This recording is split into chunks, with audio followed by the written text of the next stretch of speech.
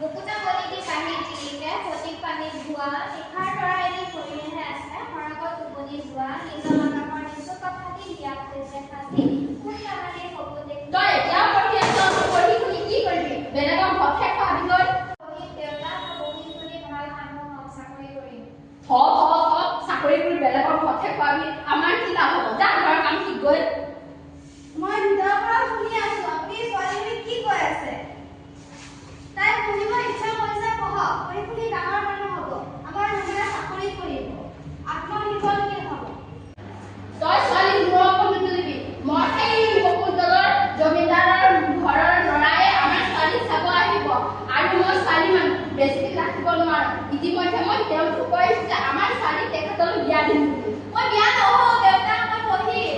চুপ থাক তই মই যদি দিছো মোৰ কথা মতে চলিব লাগিব পাগল হয় নেকি আপুনি এই সৰু ছোৱালীজনীক বিয়া দি তাইৰ জীৱনটো নষ্ট কৰিব বিচাৰিছে মই তাইক জন্ম দিছো মই তাইক বিয়া দিবলৈ নিদিওঁ ৰুমা বাইদেউ আহিছে আহক বহক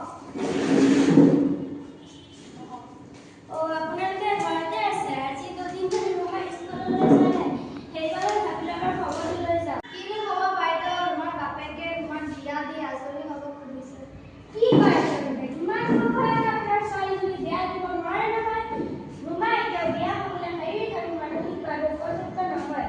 আৰু 18 বছৰ তলৰ ছোৱালী বিয়া দিয়াটো আইনমতে অপৰাধ আপোনালোকে যদি ৰুমাক বিয়া দিয়ে মই নিজে আইনৰ সহায় ল'ম মোৰ ভুল হৈ গ'ল বাইদেউ মোক ক্ষমা কৰি দিয়ক মই ভাবিছিলো ছোৱালী মানুহ ঘৰত ৰাখিলে কি হ'ব আৰু মই কাইলৈৰ পৰা তাইক স্কুললৈ পঠাম আৰু মই এই ভালকৈ পঢ়াম আৰু ডাঙৰ মানুহ কৰাম ঠিক আছে এতিয়া আপোনালোকে ছোৱালী বিয়াৰ কথা চিন্তা নকৰিব আৰু কাইলৈৰ পৰা স্কুললৈ পঠাব